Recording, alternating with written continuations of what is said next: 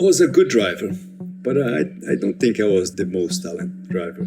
I think I was pretty persistent, and when I was getting into that flow, the car and myself at the same thing, kind of a meditate state, outer state of mind, I could be very fast. Welcome once again to Beyond the Grid with me, Tom Clarkson.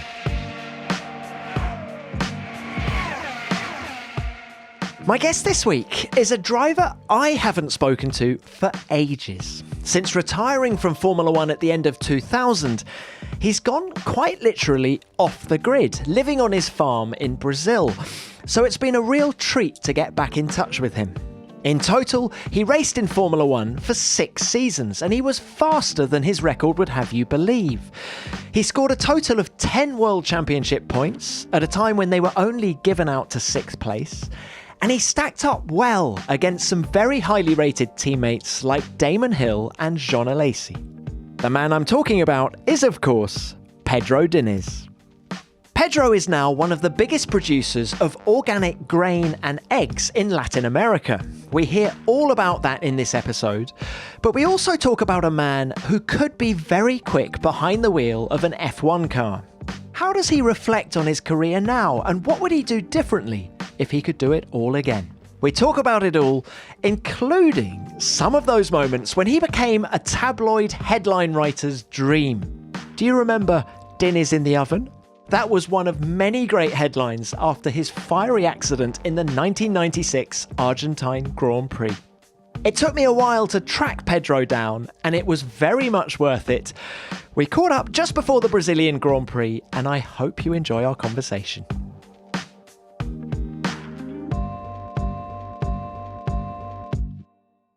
Pedro, it is so lovely to see you again. It's got to be more than 20 years since I last saw you. How are you?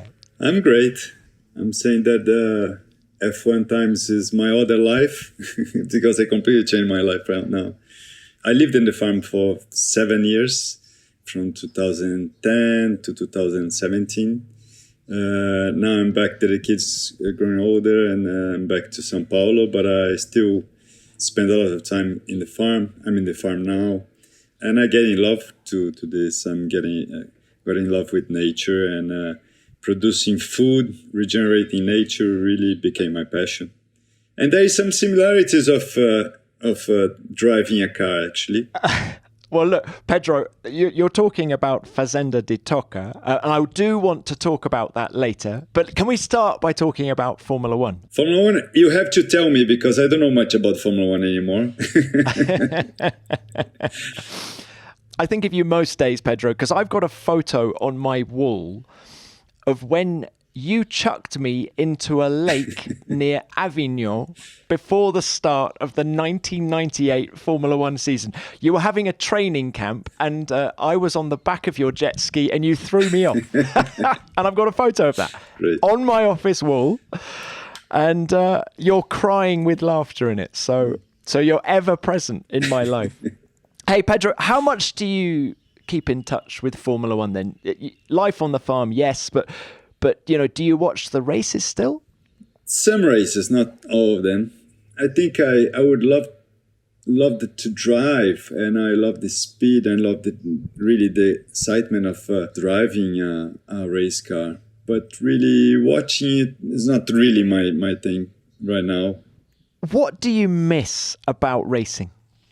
What I miss really, it's the excitement of driving the car, the excitement of being on the edge with a racing car, and that really I missed. And I replaced with other sports. Of course, nothing as radical as Formula One, but I surf and I kite surf right now, and I'm getting pretty good on that.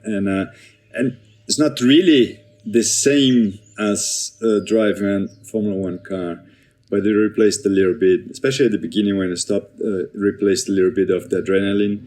But what I really missed is the adrenaline of drive a racing car, really. And what about your career as a whole? It was, 98 races, 6 seasons. How much did you enjoy that time? I used to say that Formula One was my other life because I completely changed my life when I stopped racing. But was a fantastic other life. I really enjoyed it. At the end, I was a little tired of a lot of traveling and a lot of relationships. I'm a little bit not very open person. I can show that I'm a little bit open, but sometimes I'm a bit shy. And have all the exposure that I used to have when I was in Formula One. I was not very comfortable with that. And so that was a little bit challenging for me. But I miss everybody and all the traveling and all the excitement of being in the races. I miss that. You raced for 4 teams, 40, Ligier, Arrows and Sauber. Yeah. Where were you happiest and why? I think all of the teams that I raced was nice times. I mean, the first team, 40 Corsi, that I drove was more like a Formula 3000 car than a Formula 1. But it was, I mean, the passion behind the team and Guido Forti and all the team, the passion that they have of building that racing car, that was so nice. And on Ligier, I mean, it was nice time too. And on Arrows, my time that I teammate with Damon Hill, that was fantastic. All of my experiences in Formula One has some very nice highlights, and I miss all of them. When you're talking about 40, even Roberto Moreno, who was your teammate that year, he was, the king of driving for back of the grid teams. Even he said that was an awful car. so it was quite tough for you to shine in your first season. Yeah, it was a tough car. Prior to that year with 40, what had you done? It had been a couple of seasons in British Formula 3, a couple of seasons in F3000. But did you feel ready for F1 that year?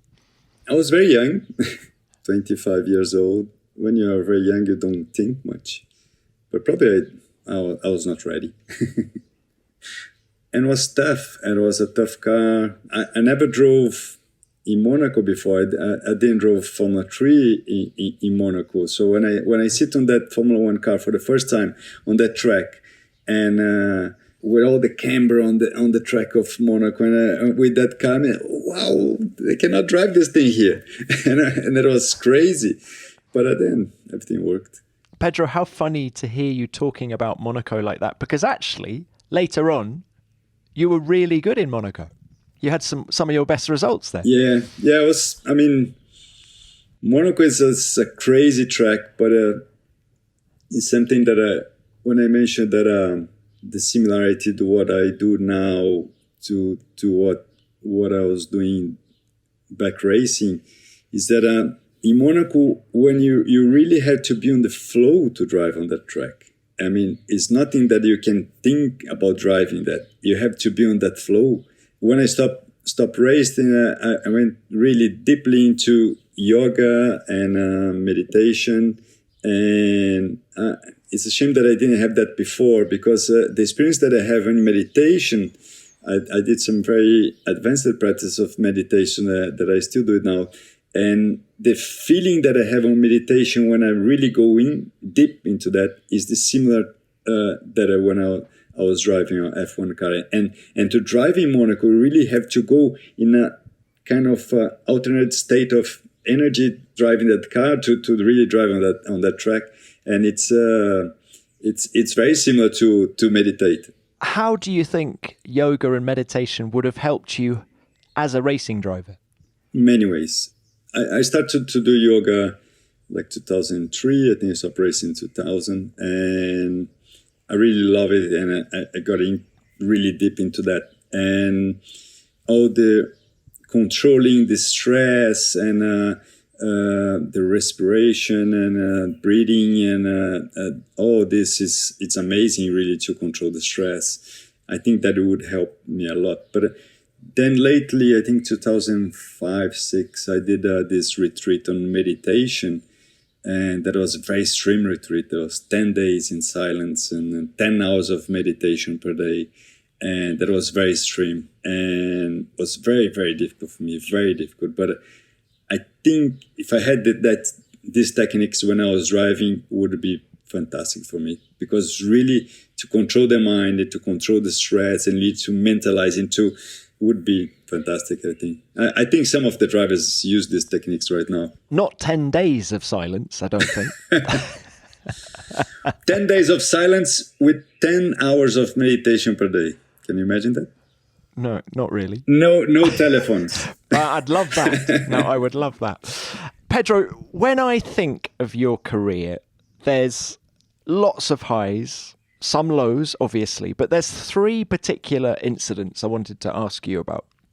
First up, Argentina, 1996. You're driving for Ligier. It is your second season in Formula One. An oil pipe cracks mid-race and your car erupts into flames. Out goes the... And my goodness, I can't see whether it's a Ligier or whether a 40. They both have the same sponsor, basically. Oh, it's a Ligier, and it's Pedro Diniz. Pedro Diniz, his car burst into flames. The engine blows. That's the Mugen Honda engine. Erupts behind him, and that colossal sheet of flame. Goodness, Pedro Diniz was jolly lucky to get out of that. The British tabloids had fun with it. Dinner's in the oven.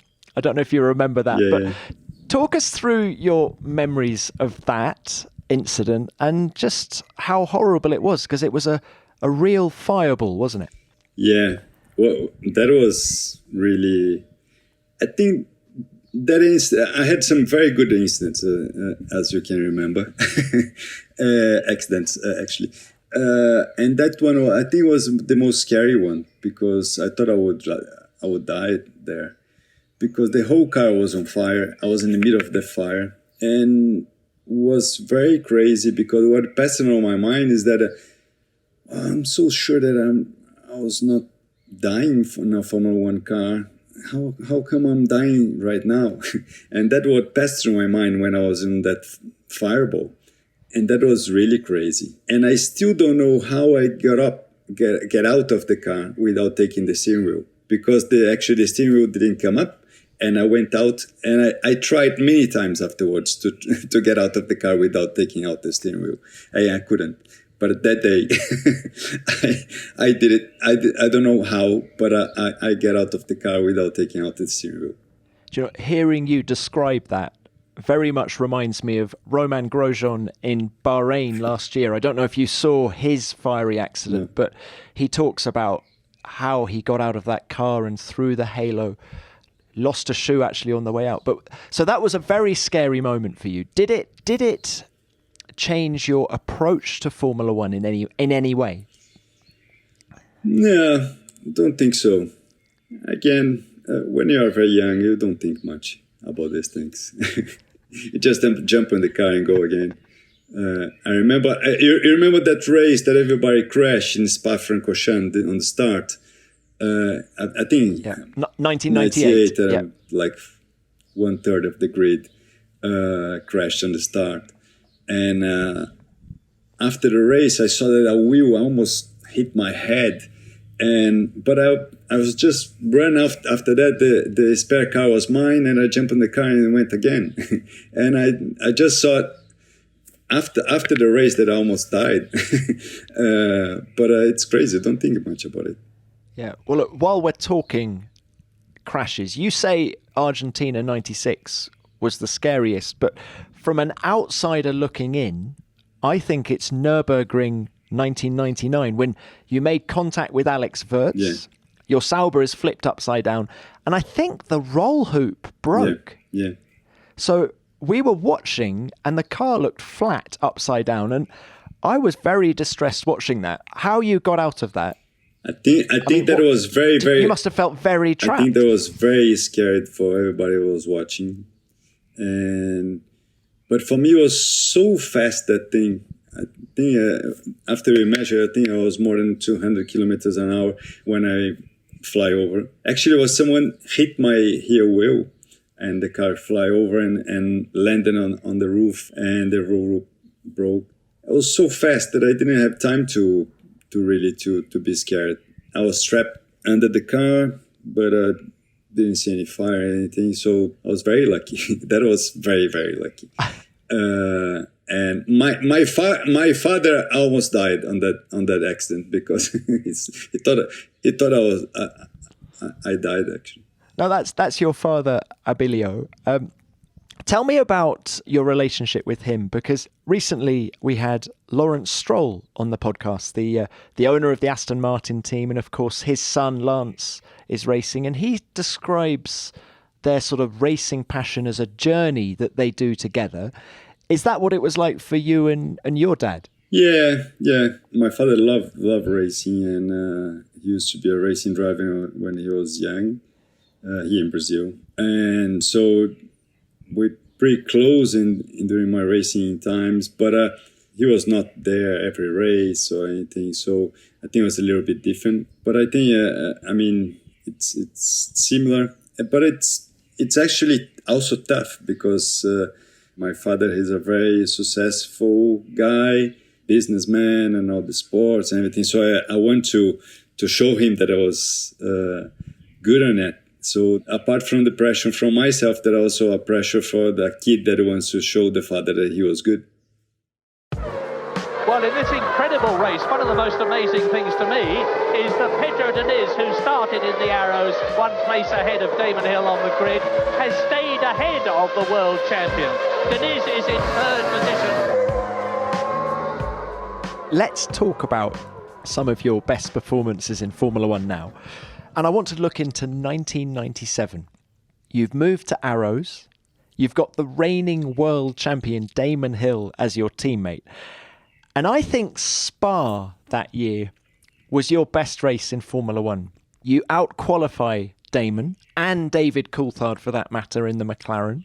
You're only 0.2 of a second behind Heinz-Harald Frenzen's all-conquering Williams. You run 3rd in the race until, I think, some confusion at the pit stop ruined it for you. But I would say that's your best race. What do you think? Yeah, I'm getting thickly. I remember that race. That was probably one of the best races. I love Spa. Spa was one of the tracks that I used to love. Yeah, was frustrating. If I remember well, it's a long time ago, but if I remember well, I think there was something wrong on the pit stop. But there would be probably a podium, maybe. I don't know. It's not supposed to be. I remember Damon not being that happy that weekend. Yeah.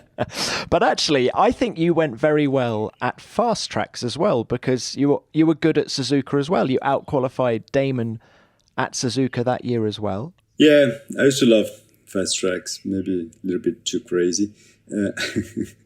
For me, I feel that the adrenaline and the flow on fast tracks for me it's something that really flows, that you get really together with the car in a kind of meditated state. Then on fast tracks that happens, but also in Monaco, it's a slow track, but it has some very fast corners, so it's similar in somehow. Like the swimming pool in Monaco is very fast. I miss that. Talking with you make me remember. It's all coming back. Coming back, yeah. Yeah. Well, look, what about Monaco '96? You're in the Ligier. You say the previous year was your first ever run at the track, yet you only qualify 0.3 of a second behind your teammate Olivier Panis.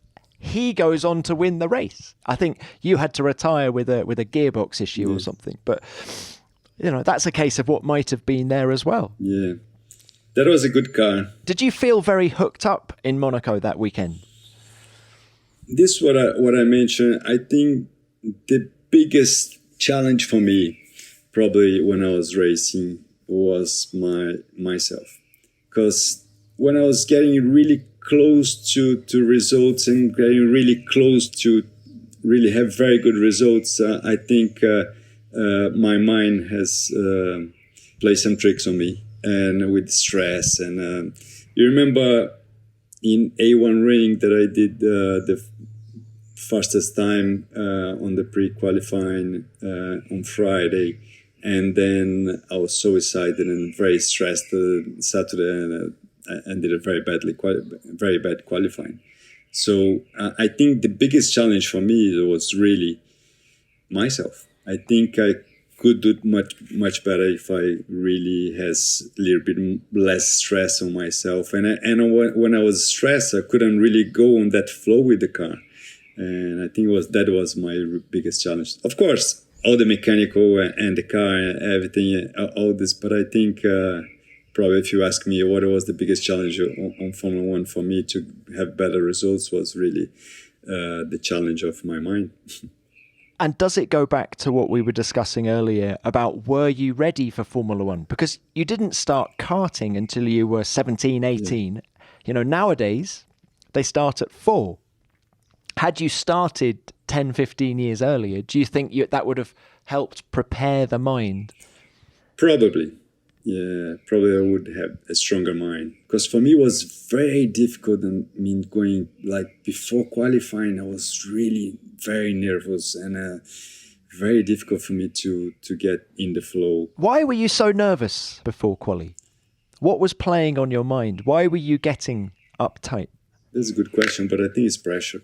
Myself putting pressure on me, the outside pressure, the pressure of really showing that I'm good, all this pressure. And this really doesn't put you on a state of performing the best of yourself. And that was I think it was the biggest challenge for me, really. Did you learn things in this department from teammates like Damon Hill? Did you watch how he went about the business of being a racing driver, and did that help you? Yeah, a lot. I learned a lot with Damon. He didn't have a very good year because he was very frustrated, as you can imagine. But I learned a lot with Damon. I have very good teammates. I learned a lot with, and I love Jean. Jean Alesi was fantastic the 2 years I spent with him, and it was really, really great. And Damon was also a very, very good teammate, and we worked very well together. What were Damon's greatest strengths? I think Damon, he's really deal very well with the pressure. Probably this one of his greatest strengths, really. He didn't, well, at least he didn't show, but he didn't alter it at all with all the pressure. I think this one of his biggest strength, really. If we talk about your teammates in chronological order, there was Mika Salo, wasn't there? Yeah. He was your teammate in year 2 at Arrows, but then again at Sauber in 2000. Yeah. And I think Mika was involved in chucking me in that lake, by the way, in Avignon. But what about Mika? How quick was he? Well, no, Mika is very, very talented and very fast. Was not so easy to, very, very frankly, I like Mika and he's a great guy, but it was not so easy to work with him. We didn't really co-create much the setup of the cars. It was much easier, like with Jean or Damon, to really work and to work together and to improve the cars. Is that because you and Mika were just so competitive with each other? You couldn't share any information at all? Exactly. 2 young guys, and I mean, it's impossible to put 2 pieces in the same space, so you're trying to have the same space. What about that car in 1998, the Arrows A19, designed by the design genius, really, John Barnard? How good was the car? The car was okay. The engine was a disaster, if I remember. And you had a lot of retirements. Yeah, but the engine was very, very difficult to drive. There was no torque, and it was very, very difficult engine to drive.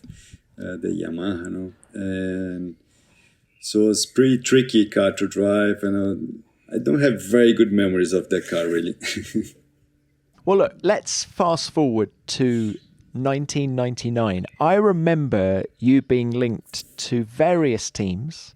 I think BAR Honda, who were entering Formula One in 99. Yeah. You were being linked to them.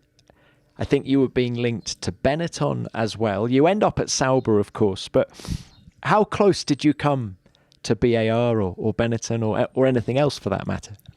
Yeah, we had a lot of negotiations, but everything in Formula One, as you know much better than me, that there is a lot of things that has to be aligned to you to jump in the car. So, but I think Sauber was a very good choice and was a great team.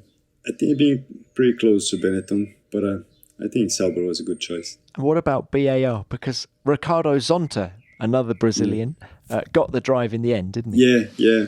The negotiations there, I don't remember really that much, but I think it didn't really get much close to that negotiations. But I think Benetton, we been close and we spoke with Flavio a lot, and at the end we ended up on Sauber. So why Sauber, Pedro? You say it was a great team for you. Why did it work so well? Well, it was easy to work on Sauber, and pretty good car, good atmosphere on the team. Peter Sauber is a good guy to work with, and I think it was great atmosphere in the team, really. I think that was really why I have good memories from that time. Well, and you outscored Jean Alesi that year, didn't you? Yeah. Jean, he was the very, very good teammate. We had so much fun together. Go on, give me some examples of what you got up to with Jean Alesi, Pedro Diniz. Had he bought his vineyard near Avignon at that time? Yeah, I think he was already living in Avignon, but I think he bought that later. But Jean, he's a very nice guy. It's very easy going to work with Jean, and I mean, he had so much experience, so we don't compete so much. Like that was a challenge with Mika, because we compete a lot inside of the team, and with Jean there was not competition at all. We discuss everything, and we really worked together, and he was really a guy that doesn't need to compete with myself, and so it was so easy to work with him. And Jem he's really, really talented guy, and amazing the way he drives. Very good memories. Was the relationship with Alesi so good that actually he was pleased for you when you got a good result? Yeah, I think so. Jean is the kind of guy that he was very happy when I was having good results. And it's funny because when he was having good results, I was very happy too. So we really like working like a team and working like two friends that are working together and really helping each other, and very happy that one helping each other. You seemed very hooked up that summer because you got, let's not forget that points only went down to 6th place back then, and you were in the points at Silverstone and Austria, consecutive races. You seemed, it was a purple patch for Pedro Diniz. Yeah, I think it was because of the last car. I used to really like that car, and the whole atmosphere in the team and everything was really nice. Do you think 99 was your best season, just from a personal performance point of view? I think so. I was more mature. I think it was probably the best season. And then you stay at Sauber for 2000, and it wasn't such a good year, was it? And it didn't get off to a great start either. Yeah. When at your home Grand Prix Interlagos, they have to withdraw the cars for safety reasons. And were you starting to fall out of love with Formula One at that point? Yeah, I was a little bit tired, and to be very open, I was having like some fear of hurting myself. And that was very bad in the mind of a racing driver, fear. And that was the first time, really. And that was really bad to fear a little bit and fear to hurt myself. And I think that was because I was getting a little bit tired of that, really. Where did that fear come from? What triggered it? What was the catalyst? Because of the accidents, really. I have really bad accidents, and I was having these thoughts of fear in my mind, and that was really bad. I was trying to don't think about it. But when I finished racing, when I decided to stop, then it came to my mind really it was the right time. So did you even look for options in 2001, or was that it? You always knew you were going to hang up your helmet? Yeah, I looked, but not really much. It was a kind of, for me, it was a kind of a relief to stop racing, and because I was not really feeling 100% there anymore. So when I decided that's it, then there was a decision that was a kind of a relief for me. One of the last times you drove a Formula One car, I think, was probably Mugello, late 2000, when a young whippersnapper called Kimi Raikkonen made his F1 debut as well. Do you remember? Yeah. You were sharing the car. And of course, it's crazy to think that Kimi's still going. Yeah. What are your memories of Kimi those couple of days back in Mugello? Well, very young, very fast. Funny because when I was driving Formula 3, I did Formula 3 in Brazil, and I have pretty good results in Brazil. Then I went to do F3 in Europe, in England. The second year of Formula 3, I was teammate with Rubens. And it was crazy because I could see that young Rubens, my good friend, he was so easy for him. I mean, it was so easy for him to drive that car. And for me I was having good results in Brazil, but then in the British Formula 3, the level was completely different and it was difficult. That stage I realized that there was many more people, much more talented than myself, and Rubens was much more talented than myself. I can see that.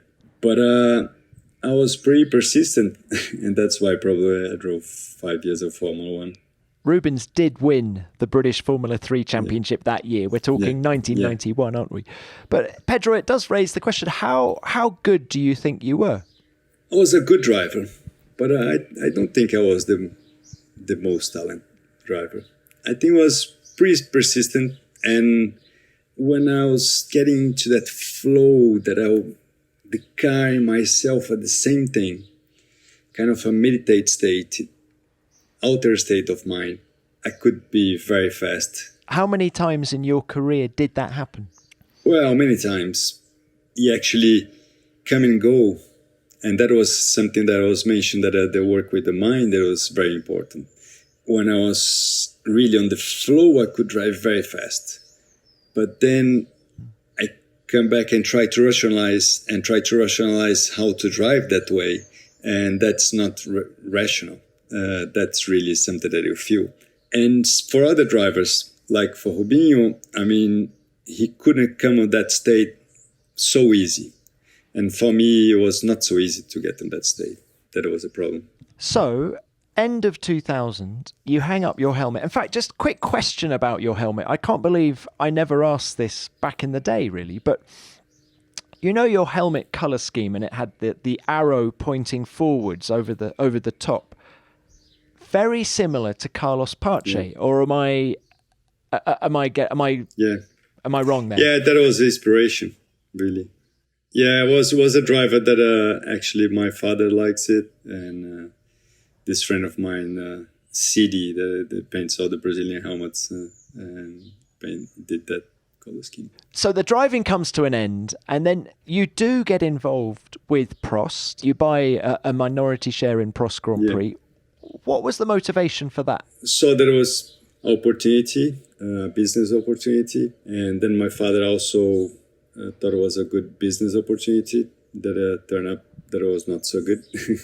The team was in a big difficulties and challenging, so it didn't really turn up very well.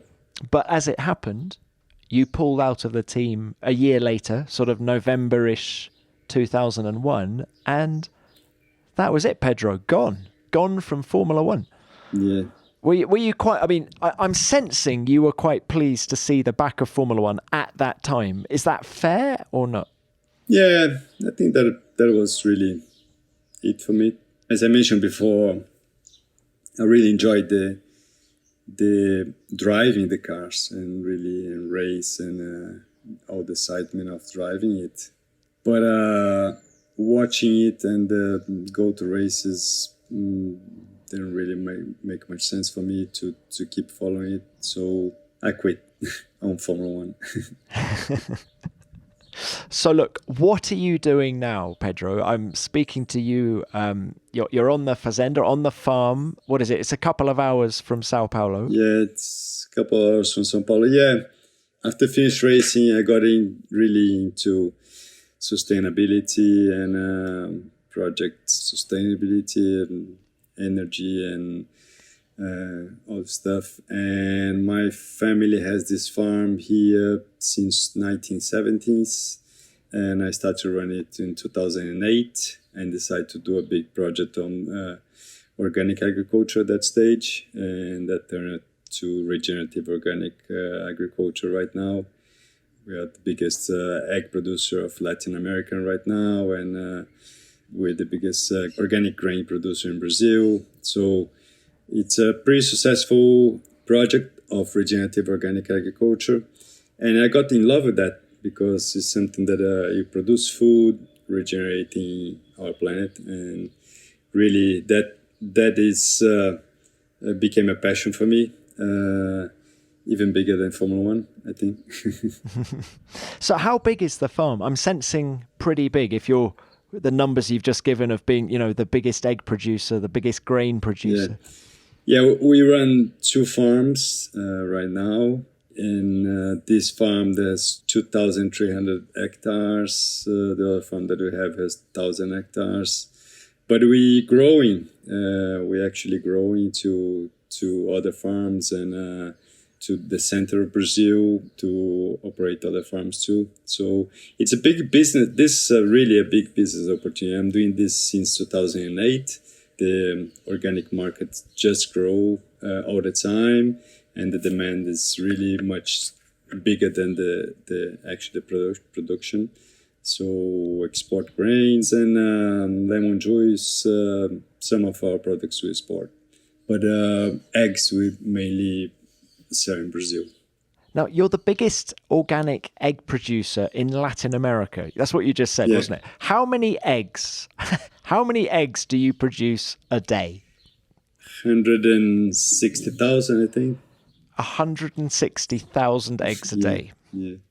How many chickens is that? Around 200, because we have all the stages. It's chicken from 1 day chicken to like 2 years chicken. So tell me more about sustainability as well. And, certainly in the international press, I think with the rainforests in Brazil, there's some criticism, isn't there, about cutting down the rainforests?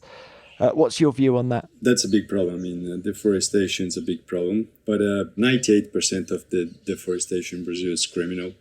And Brazil is so vast that it's a lot of criminality on the criminal wood market. And so hopefully we're going to have it solved one day, but it's not so easy because it's so vast. Amazon's so big territory.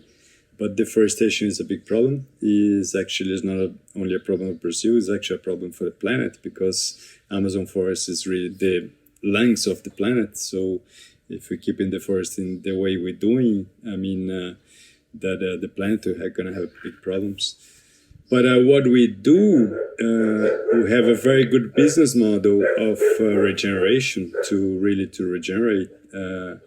We actually sequester a lot of CO2 with all the production systems that we have. Mainly of our productions is on agroforest systems. It's systems that actually produce food in mimicking nature, mimicking a forest that actually sequester 45 tons of CO2 per hectare. That's a lot. And this is what I believe, that the potential of humans together with nature is enormous. And like humans together with a machine, you can drive a Formula One car around Monaco, for example. But humans together with nature, can do everything. And has this replaced, we were talking earlier about, the adrenaline of race driving now. You sound so passionate about farming and regeneration. This is all consuming a bit like Formula One, I'm guessing. Yeah, I'm dedicating my life to this project right now. It really became my purpose in life.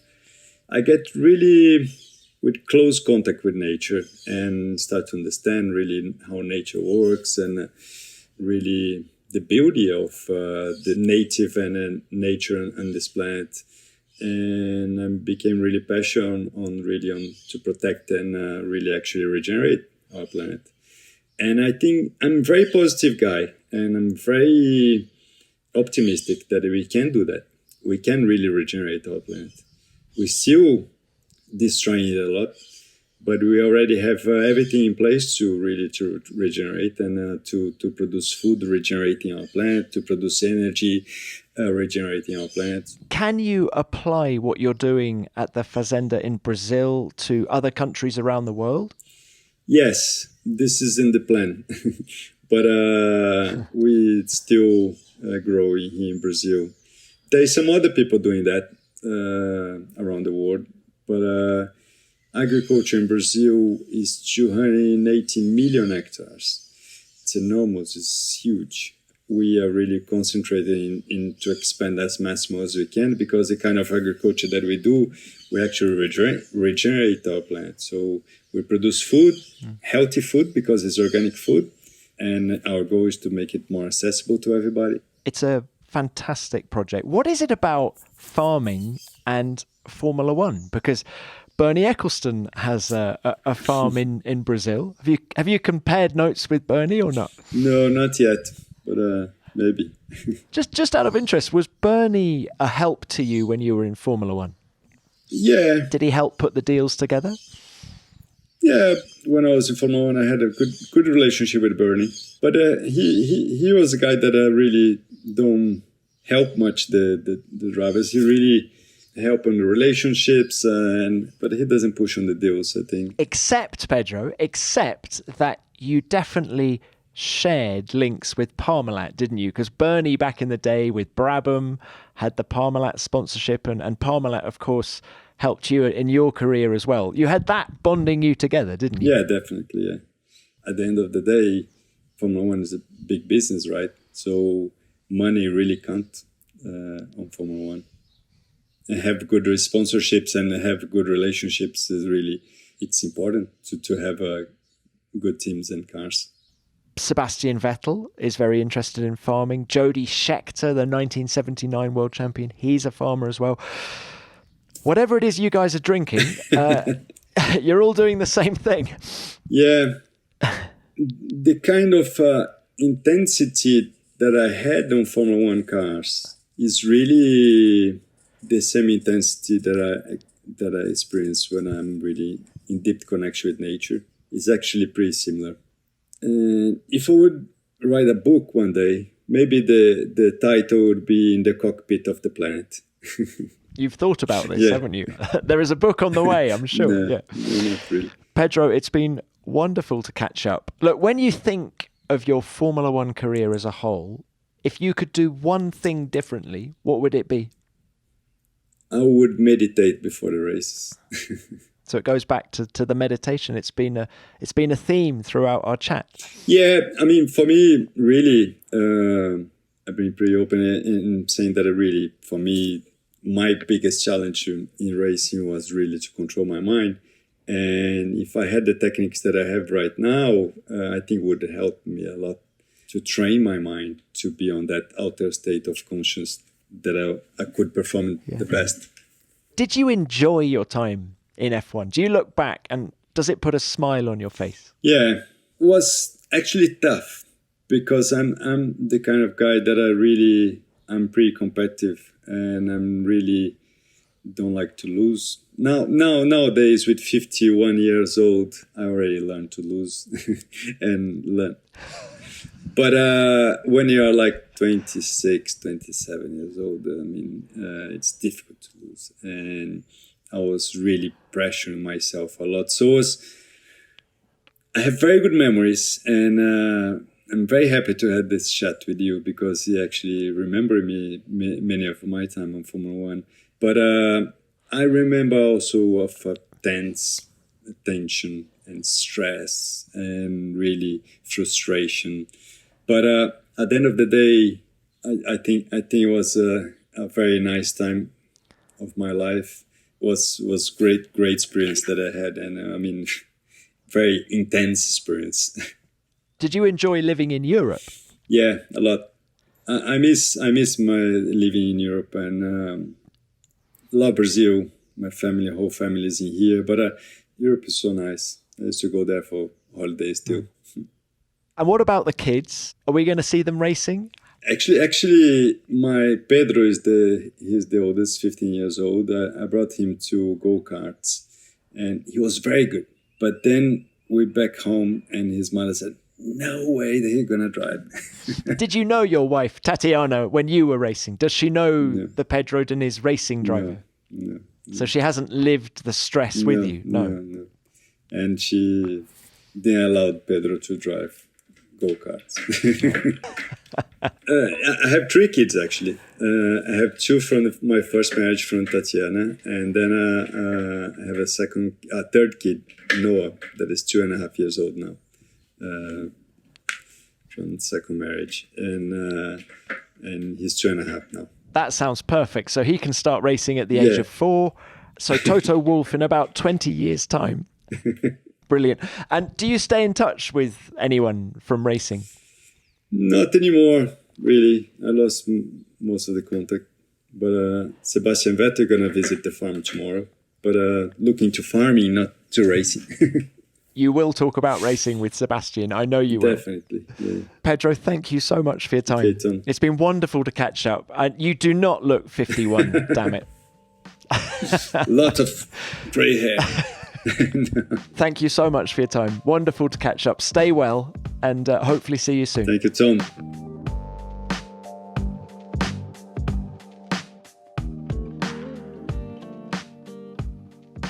There are so many take-home messages from that chat. From a racing perspective, I found Pedro's attitude towards meditation fascinating. And I can only wonder what might have been had he started meditating during his career. What else could he have achieved? I also found his reasons for retirement to be startlingly honest. Not very many drivers would admit to a fear of hurting themselves, and I was taken aback by Pedro's honesty. And as for the farm, it's great to hear him speaking so passionately about it. After a full-on career in F1, it's always great to hear when drivers find something that gives them equal satisfaction in retirement. And Pedro's busy. 160,000 eggs a day among everything else. Many thanks for your time, Pedro. It was great to catch up, and I hope to see you again soon. Please remember to send in your thoughts and stories on Pedro. Did you see him race? Have you met him? What do you think of his organic farming?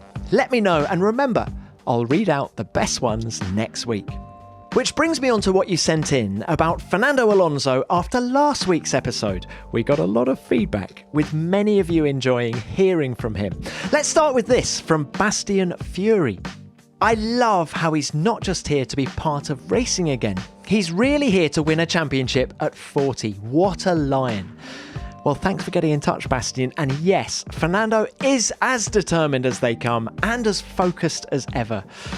Let's move next to Mario, who had this to say. This is what was missing in my life, says Mario. A contemporary interview with this beauty.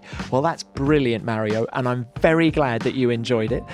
And finally, let's hear from Greg Rust. Fernando's passion for Formula One and racing just oozes through this episode, Tom. I listened on my drive to Bathurst, and his one-legged cycling against you must have been crushing. How competitive is he? Hey, Rusty, it's great to hear from you. And yes, that 100-kilometre cycle race against Fernando was a low point for me. But it was very Fernando to unclip his foot and pedal with one leg in order to break me. And have fun at Bathurst, my friend.